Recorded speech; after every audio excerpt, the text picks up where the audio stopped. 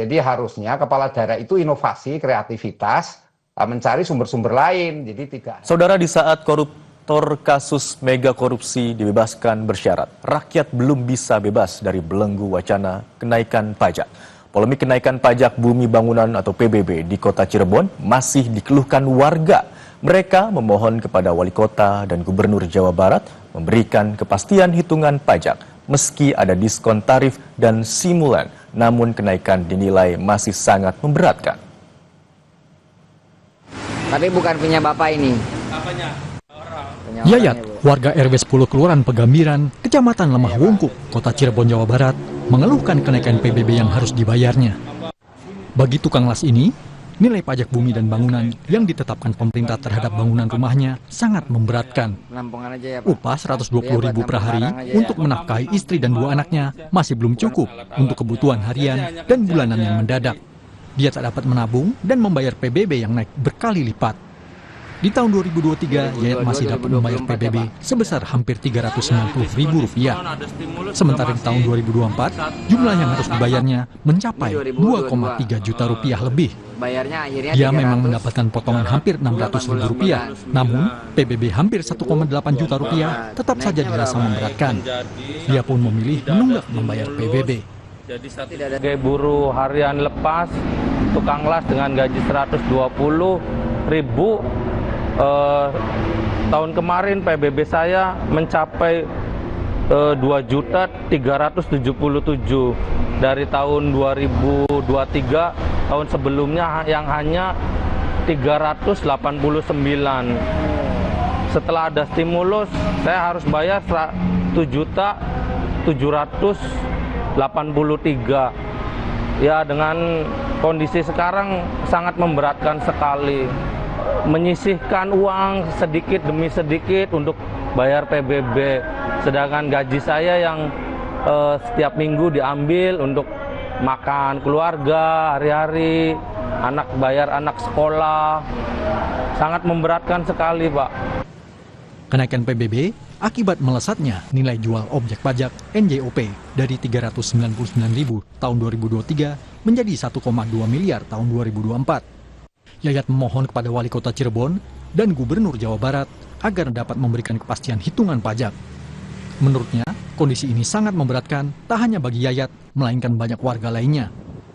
Muhammad Syahri Romdon, Kompas TV, Cirebon, Jawa Barat. Dan saudara, untuk membahas kenaikan pajak yang dikeluhkan di sejumlah daerah, kita langsung terhubung dengan analis kebijakan publik Universitas Trisakti, Trubus Rahadiansyah. Selamat siang, Pak Trubus. Selamat siang, Mas Imron. Pak Trubus, ini kita ketahui bersama setelah adanya perlawanan atau aksi unjuk rasa menentang kenaikan pajak bumi dan bangunan perdesaan dan perkotaan di Pati 250%, juga muncul kebijakan untuk kenaikan tarif pajak di sejumlah daerah. Lalu menurut Anda, sebenarnya faktor apa saja yang menyebabkan pemerintah daerah mengeluarkan kebijakan untuk menaikkan tarif pajak di sejumlah daerah? Iya, faktornya adalah karena pemerintah melakukan efisiensi berdasarkan Impres nomor 1. Itu kemudian muncul lagi di dalam PMK nomor 56. Nah, di situ dijelaskan bahwa khusus dana transfer daerah itu kan untuk DAK, ya, dana alokasi khusus fisik, itu kan berkurang banyak. Nah, mereka akhirnya program-program pelaksanaan yang terkait dengan fisik seperti infrastruktur dan sebagainya itu mau tidak mau dia harus ini mengalami keterlambatan atau mengalami kesulitan.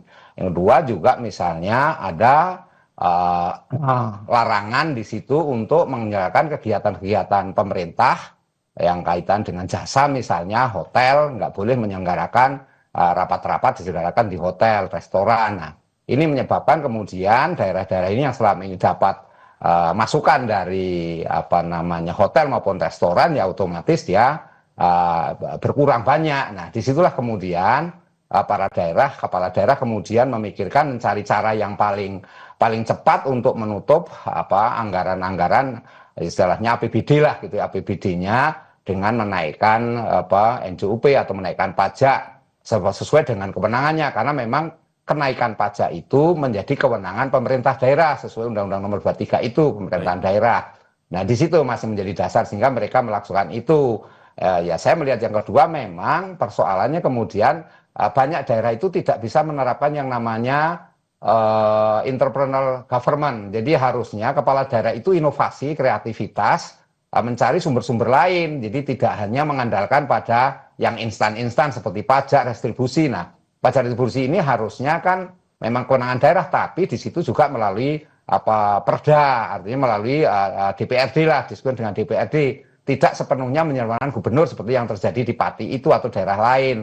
Nah inilah yang bupati lah, hanya kewenangan bupati, keluarnya perbup aja. Nah ini menurut saya memang harus ada semacam pembinaan juga dari Kemendagri, karena sesungguhnya kan itu ada di atas bupati, misalkan ada gubernur itu WPP, wakil pemerintah pusat di daerah, itu juga harus memantau, jangan kemudian seperti membiarkan dan akhirnya di Kemendagri sendiri ada Dirjen Bina Keuangan Daerah, itu juga harusnya ikut juga diajak konsultasi sebelum ada semacam kenaikan yang disepakati bersama. Jadi hal-hal seperti itu sepertinya daerah tidak melakukan. Yang terjadi kemudian adalah mereka karena tidak ada uangnya minim dari transfer dan TKD khususnya transfer untuk yang DAK ya, dana alokasi khusus itu, kemudian mereka menaikkan pajak sebagai satu-satunya cara yang dianggap paling ampuh, paling cepat gitu, Mas. Baik, berarti bisa kami tarik kesimpulan bahwa kebijakan untuk menaikkan tarif pajak di sejumlah daerah ini dampaknya begitu besar ya Pak untuk pendapatan sebuah daerah? Iya, dampaknya sangat besar karena mereka kemudian pengelolaan fiskalnya kan mereka selama ini memang kurang berkemalahan. Ini yang paling menderita sekali adalah daerah yang kategori otonomi ini, Mas, otonomi yang sifatnya khusus ya, atau daerah-daerah yang tertinggal lah ya, atau daerah pemekaran baru. Itu akan berat sekali, Mas, bagaimana menyesuaikan dengan kondisi yang sudah ditetapkan oleh pemerintah pusat melalui PMK nomor 56 itu, begitu, Mas. Tadi ada katakan sebaiknya kepala daerah atau pemerintah daerah itu melakukan inovasi atau kreatif dalam tanda kutip begitu ya Pak ya untuk mendapatkan anggaran-anggaran lain. Bisa Anda berikan contoh daerah-daerah lain misalnya kreativitasnya atau inovasinya seperti apa Pak? Ya sebenarnya inovasinya itu bisa melakukan semacam ini Mas,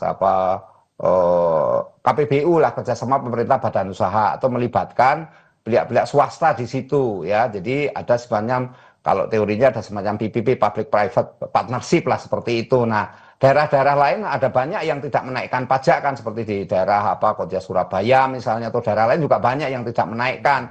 Nah, itu berarti kan daerahnya memang mampu melakukan satu penggalian sumber-sumber pendanaan lain. Jadi tidak hanya soal pajak seperti itu, Mas, menaikkan pajak. Nah, karena itu memang yang namanya entrepreneur government ini sekarang mau tidak mau harus menjadi satu strategi untuk bagaimana kepala daerah dan elit-elit di daerah untuk tidak semata-mata hanya mengandalkan pada pemasukan pajak, tapi juga sumber-sumbernya memungkinkan sesuai dengan potensi daerah masing-masing. Kalau daerahnya memang unggul dalam hal soal pertanian, ya bagaimana kemudian mengenjot pertanian itu untuk menaikkan pendapatannya, kemudian juga untuk perkebunan misalnya, atau daerah maritim, daerah nelayan misalnya seperti itu. Jadi daerah itu punya potensi-potensi yang sesungguhnya termasuk tambang dan sebagainya, Mas, itu yang harus dilakukan. Tetapi semuanya kepala daerah, karena memang sesuai undang-undang pemerintah daerah ada kewenangan kepala daerah. Seperti itu, Mas. Baik, berarti kembali lagi bagaimana kreativitas dan juga inovasi dari pemerintah daerah untuk menggenjot potensi daerahnya masing-masing begitu Pak ya.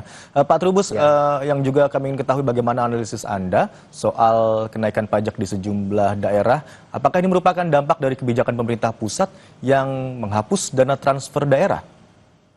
Iya, itu salah satunya. Jadi dana transfer daerah di dalam PMK nomor 56 itu kan sebenarnya kan tindak lanjut yang sebelumnya Inpres nomor 1 kan. Sebenarnya kita 6 bulan pertama itu sudah bisa belajar bahwa dengan TKD itu istilahnya diefisienkan, itu yang terjadi daerah banyak yang kelimpungan, yang bingung harus mencari pendanaan dari mana. Nah kemudian ternyata keluar lagi PMK nomor 56 yang berlanjut lagi tahun 2026. Nah ini menyebabkan daerah-daerah juga sungguh kebingungan karena apa? Karena efisiensi terhadap dana alokasi khusus ya, khusus fisik juga itu menyebabkan mereka daerah dihadapkan oleh kesulitan bagaimana kemudian untuk pembangunan yang sudah diprogramkan, dan di situ juga semua efisiensi itu akhirnya ditahan oleh pemerintah pusat, Mas. Jadi segala sesuatunya pemerintah pusat yang menentukan. Nah, ini yang menyebabkan juga daerah mau tidak mau harus secara ya memaksa lah kondisinya itu harus melakukan mencari sumber-sumber dengan cara menaikkan pajak itu. Dianggap itu yang paling praktis, paling efisien gitu Mas. Dan restribusi juga mereka banyak menaikkan juga begitu Mas. Baik, berarti sebenarnya masih banyak cara ya Pak ya dari pemerintah daerah untuk mendapatkan pendapatan bagi daerahnya masing-masing selain menentukan atau menerbitkan kebijakan untuk kenaikan tarif pajak. Terima kasih atas informasi atau pengetahuan yang Anda sampaikan di Kompas Siang hari ini, Trubus Rahadiansyah, pengamat kebijakan publik Universitas Trisakti. Selamat siang.